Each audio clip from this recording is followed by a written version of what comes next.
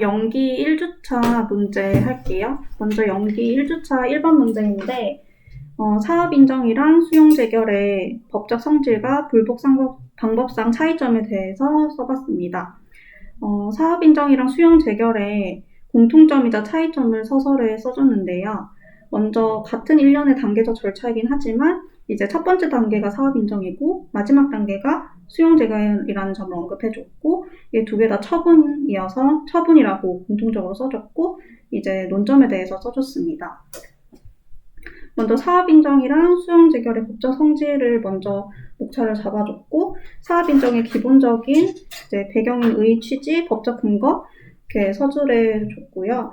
그 다음에 이제 중요한 부분이 이제 법적 성질이어서 이 법적 성질을 판례 해석을 가져와서 제가 판단을 했는데 그 판례는 사업 인정을 토지 등을 수용 또는 사용할 사업으로 인정하고 후행정자를 이행할 것을 조건으로 수용권을 설정해주는 형성행위라고 판시했습니다.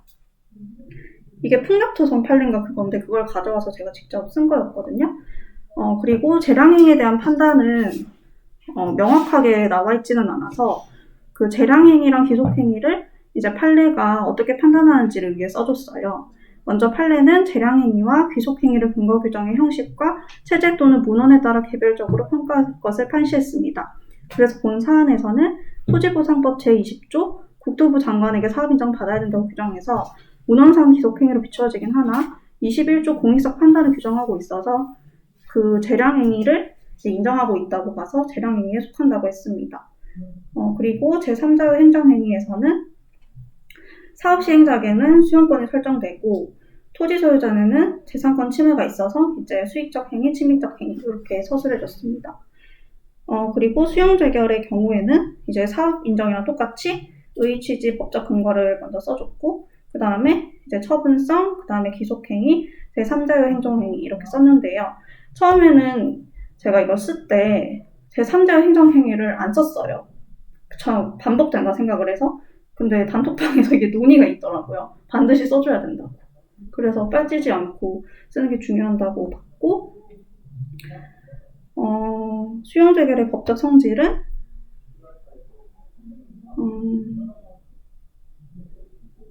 이제 판례를 가져와서 또 똑같이 포섭을 해줬는데 처분의 경우 관련 법령의 내용 및 취지 그리고 그 내 행위와 이해관계인이 있는 불이익과 실질적 결련성 등을 참작하여 개별적으로 결정할 것을 판시했다라고 일반 판례를 가져왔어요. 왜냐하면 수용 재결에 대한 법적 성질을 못 찾아서 이렇게 일반적인 논의를 해주고 그 다음에 이제 수용권의 이제 재산권 침해를 고려했을 때 처분성이 인정된다고 포섭해줬습니다.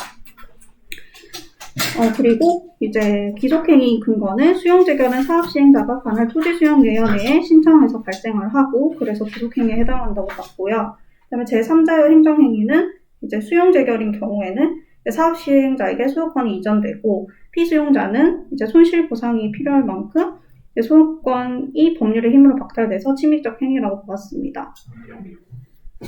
그리고 이제 이 불법 방법상 차이점을 논해줄 때는 가장 핵심이 토지보상법상 불법 규정에 이제 있는지 없는지가 가장 핵심이어서 첫 번째 문자로 보여줬는데요. 사업 인정을 위한 불법 규정은 토지보상법에서 규정하지 않고 있고 반면 수용 재결의 불법 방법은 이제 83조, 85조에서 규정하고 있다고 서술해줬습니다. 그리고 이제 불복 사유의 차이는 둘 다 공통적으로 절차상 내용상 하자가 있으나 토지보상법 제85조를 할 수 있는 85조 제2항에 이제 보상금 청구 소송의 여부 이게 차이가 있어서 언급해줬고요. 그 다음에 행정심판에서의 차이점은 이제 처분청 경유주의랑 심판기간의 차이가 있고 청구기간의 차이가 있고 이의재결 효력의 차이가 있다고 서술을 해줬습니다. 사업 인정은 일반 원리를 따라서 임의주의를 취하고 수용 재결은 처분청 경유주의를 취하니까 이 차이를 언급해줬고 그 다음에 심판 청구 기간은 이제 사업 인정의 경우에는 앞날부터 90일, 있을날부터 180일 수용 재결의 경우는 토지보상법 83조 근거 이제 30일 이내 청구를 해야 합니다.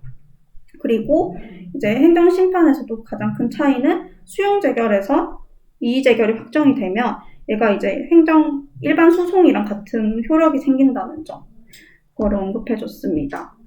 그리고 행정소송에서도 똑같이 이제 제소기간의 차이를 언급해줬고, 그다음에 손실보상에서의 차이도 있는데 사업인정은 직접적인 손실보상 규정은 없고 실효로 인한 손실을 보상은 가능해서 간접적 손실보상을 인정하고 있다는 게 중요하고, 그다음에 수용재결의 경우 이제 직접적 손실을 토지보상법에서 보상을 하고 있다는 차이가 있었습니다.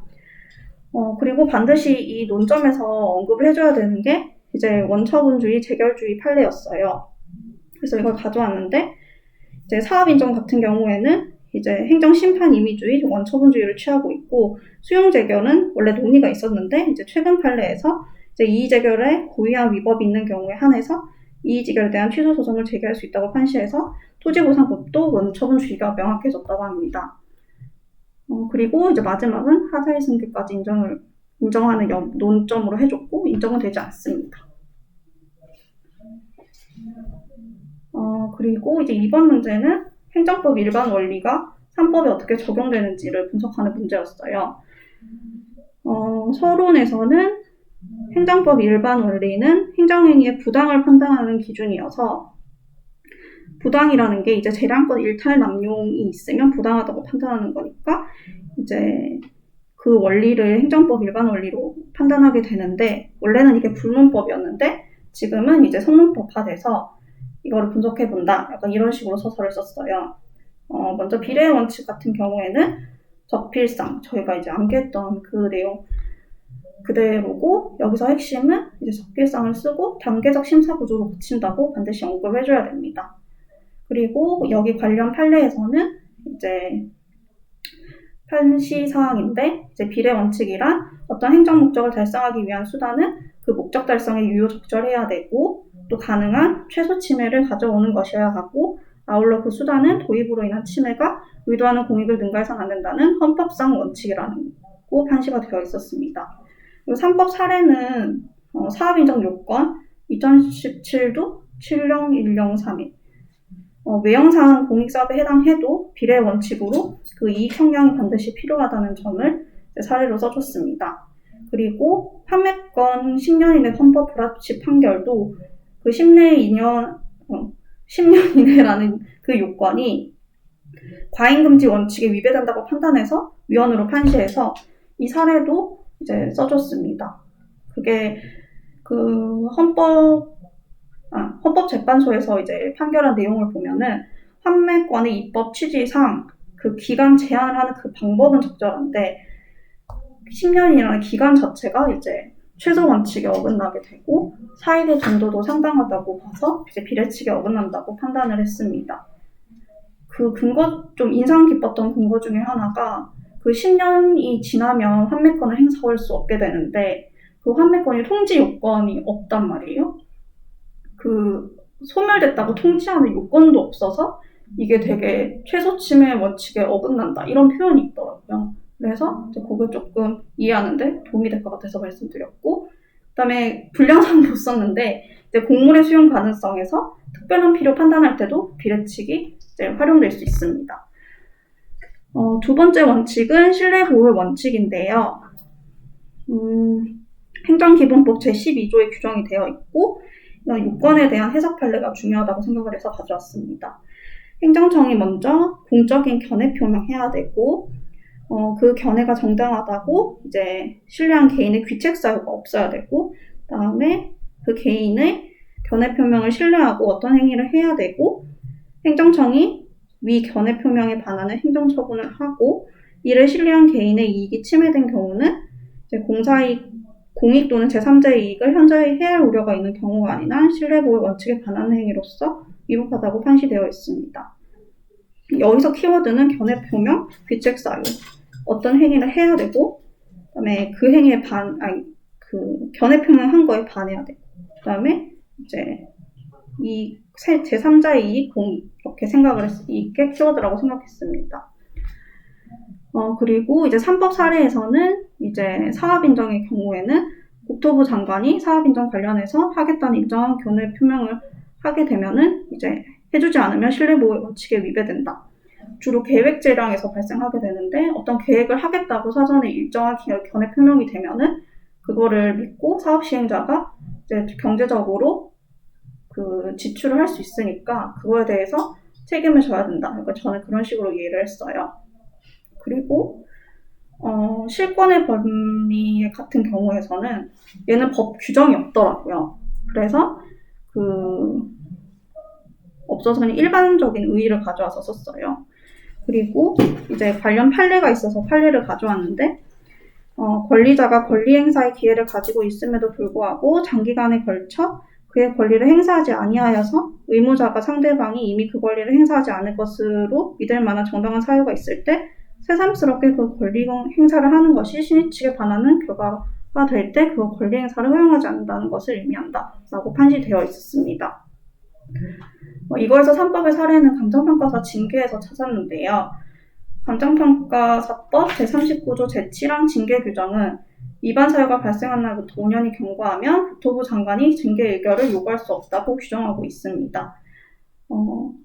그리고 부당결부 금지의 원칙에 이제 3법 사례를 살펴보겠습니다. 얘는 이제 행정기본법 제13조 부당결부 금지 원칙에 규정이 되어 있고, 행정작용할 때 이제 실질적 관련이 없는 의무를 부과해서는 안 되고, 이 실질적 관련성은 원인적 관련성이랑 목적적 관련성을 기준으로 판단하게 됩니다. 관련 판례에서는 행정주체가 행동작용을 함에 있어 상대에게 이와 실질적인 관련이 없는 의무를 부과하거나 그 이행을 강제해서는 안 된다는 원칙입니다. 부담은 이제 비례 원칙, 부담 결부의 원칙에서 어긋나서는 안 된다라고 판시되어 있었습니다.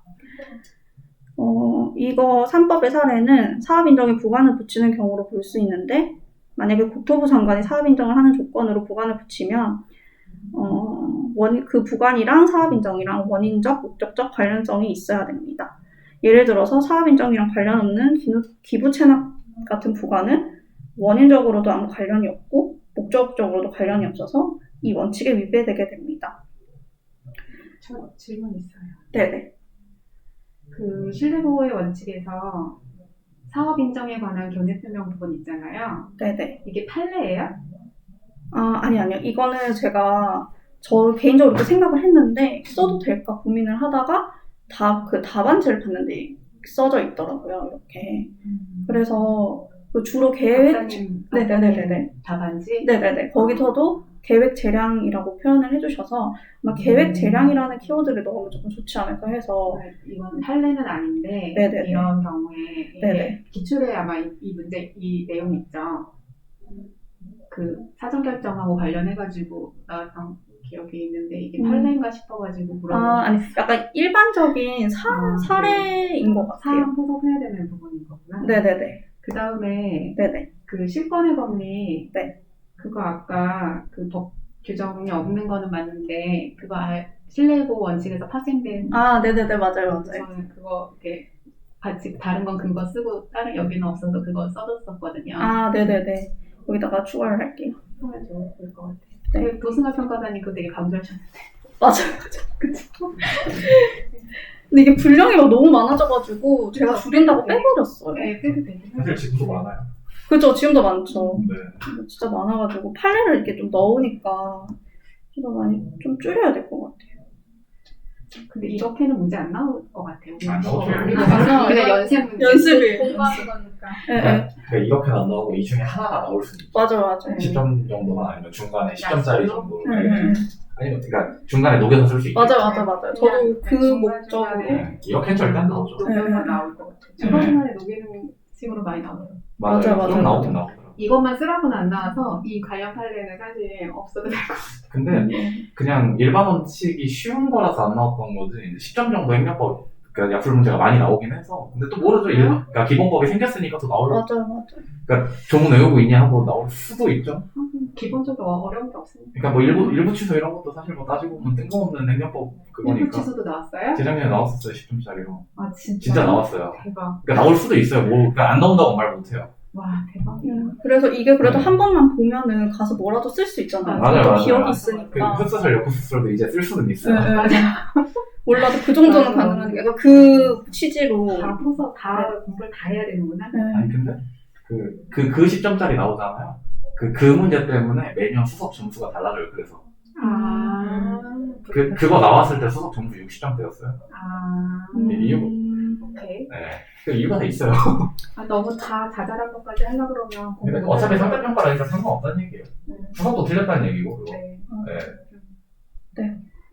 계속 가세요. 네, 일단 그러면은 이 1기, 0주차 1기는 연기 1주차는 끝났고, 뒤에 이제 중요한 판례를 가져왔어요. 이거는 제가 읽어드리면서 한번 복습하고 싶어서 가져온 건데, 협의 성립 확인의 진정한 소유자 판례예요. 2016도 51719입니다. 먼저 토지보상법상 수용의 법적 성질에 대한 판례 부분인데요. 토지보상법상 수용은 일정한 요건 하에 그 소유권을 사업시행자에게 귀속시키는 행정처분으로서 이로 인한 효과는 소유자가 누구인지와는 무관하게 사업시행자가 그 소유권을 취득하게 되는 원시취득이다 라고 판시되어 있었습니다. 그래서 여기서 이제 행정처분, 원시취득이 키워드라고 생각했습니다. 그리고 이제 협의취득과 협의성립 확인의 법적 성질인데요. 먼저 토지보상법상 협의취득의 성격은 사법상 매매계약이므로 그 이행으로 인한 사업시행자의 소유권 취득도 승계취득이다. 그런데 토지보상법 제29조 제3항에 따른 신청이 수리됨으로써 협의성립의 확인이 있었던 것으로 간주되며 토지보상법 제29조 제4항에 따라 그에 관한 재결이 있었던 것으로 재차 의제되고 그에 따라 사업시행자는 사법상 매매의 효력만을 갖는 협의취득과는 달리 확인 대상 토지를 수용 재결의 경우와 동일하게 원시취득하는 효과를 누리게 된다. 그리고 이제 다음은 협의 성립 확인을 부여한 원시취득의 정당성. 간이한 절차만을 거치는 협의 성립 확인에 원시취득의 강력한 효력을 부여함과 동시에 사법상 매매 계약과 달리 협의 당사자들의 사후적으로 그 성립과 내용을 다툴 수 없게 한 법적 정당성의 원천은 사업 시행자와 토지 소유자 등이 진정한 합의를 하였다는 데에 있다. 토지보상법 제29조 제3항에 따른 협의 성립의 확인 신청에 필요한 동의의 주체인 토지 소유자는 협의 대상이 되는 토지의 진정한 소유자를 의미한다. 여기서 간이 절차라는 말이 중요하다고 생각을 했고, 법적 정당성의 원천, 진정한 합의, 토지의 진정한 소유자 이렇게 키워드로 생각했습니다. 그 다음에 등기부상 소유 명의자만의 동의만 얻은 경우 수리의 위법 여부. 사업시행자가 진정한 토지 소유자의 동의를 받지 못한 채 단순히 등기부상 소유 명의자의 동의만을 얻는 경우 관련 사항에 대한 공증을 받아 토지보상법 제29조 제3항에 따라 협의의 확인을 신청하였음에도 토지수용위원회가 신청을 수리하였다면 수리행위는 다른 특별한 사정이 없는 한 토지보상법이 정한 소유자의 동의 요건을 갖추지 못한 것으로 위법하다. 여기서 키워드는 이제 토지보상법상 동의 요건을 갖추지 못한 것이라고 생각했습니다. 마지막으로 위법한 수리행위에 대한 권리구제 수단. 진정한 토지 소유자의 동의가 없었던 이상 진정한 토지 소유자를 확정하는 데 사업시행자의 과실이 있었는지 여부와 무관하게 그 동의의 흠결은 위수리행위의 위법 사유가 된다. 이에 따라 진정한 토지 소유자는 수리행위가 위법함을 주장하여 항고소송으로 취소를 구할 수 있다. 여기서 키워드는 사업시행자의 과실이 있었는지 여부와 무관, 그리고 동의의 흠결, 그리고 수리행위의 위법, 항고소송으로 취소 이렇게 생각했습니다. 이상입니다. 와. 이거 어떻게? 이거는 문제 푸신 그 거 아니고 녹화 판례 정리 녹화 정리 한 번 더 누르시면